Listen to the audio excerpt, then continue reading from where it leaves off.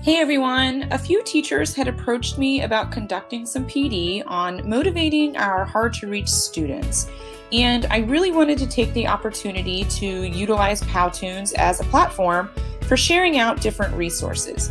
So let's get started.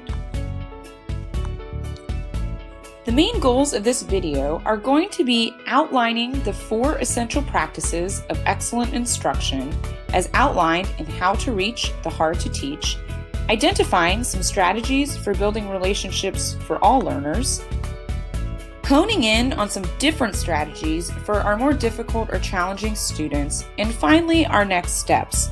Now that we have this information, how can we bring this back to our day-to-day instruction and in the classroom?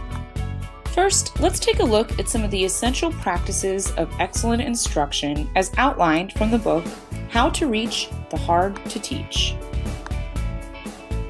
Students who are struggling or otherwise falling short of their potential don't need watered-down or dumbed-down curriculum. These students need teachers who know how to remove barriers to their curriculum and know how to support students' development and accelerate their growth.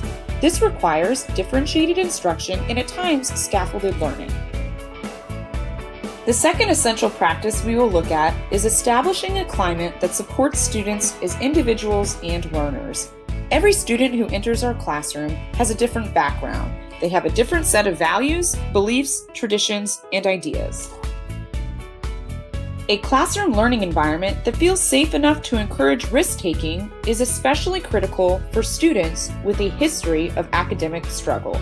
For them, trying might very well mean failing at first, and they must believe that their efforts won't be mocked or belittled.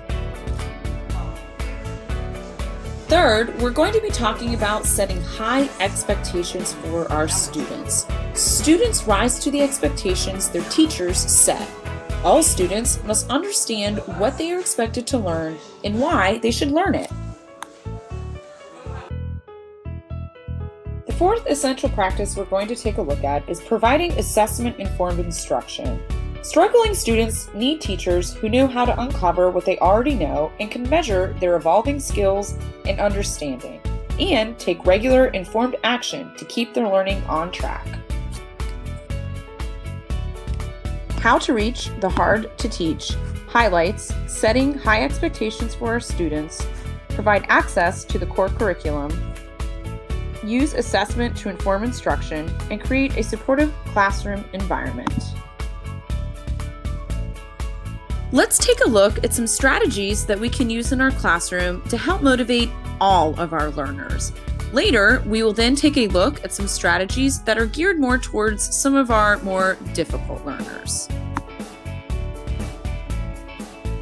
One strategy that can be used at the beginning of the year and throughout are creating student interest forms. Simply asking the students what their likes and dislikes are is a great way to get to know them. Another really great strategy is participating in community events, like the St. Mary's County Fair or the Hospice Run. Even if you don't live in the area, participating in a few community events allows you a better opportunity to participate in a shared experience with your students. There are a lot of opportunities available to see your students in a different light.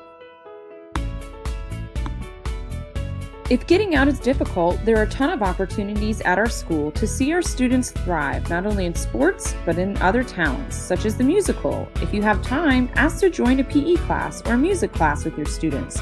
This is a great way to also get to know other faculty. Greeting each student at your door ensures that you have made contact with each one of your learners.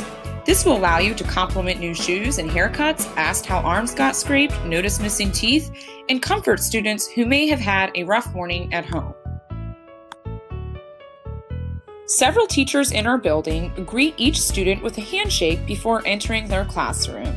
I encourage you to speak to those teachers to talk to them about what a positive impact it has on their day. Other general best practices include positive phone calls home. Google Voice is a great way to contact positively, instantly on parents' cell phone. Speaking to students with respect and sharing stories of yourself and your family are also wonderful ways to connect with your students. Laugh at yourself and be real, and don't be afraid to apologize. If you made a mistake, admit it. Teenagers are especially good at recognizing when something is wrong and when something is right. Model that expectation for them. Lastly, convey and express trust that they will be great. Students have to believe that you believe in them. A lot of teachers are doing wonderful things in their classrooms to build relationships with our students. Let's take a look at some strategies that we can use to tap into some of our more difficult learners.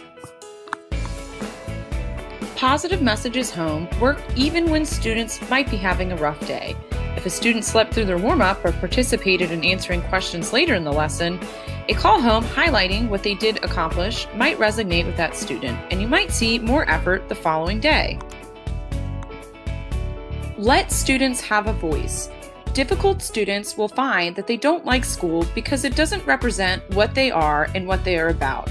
By letting them pick the topic of discussion or what the reading for homework might be, this allows students to feel more valued in your classroom. Strategy is rather small, but it can be very powerful. When students are absent, tell them that you missed them. Sometimes we might not always be telling the truth, but the truth is our students are always listening.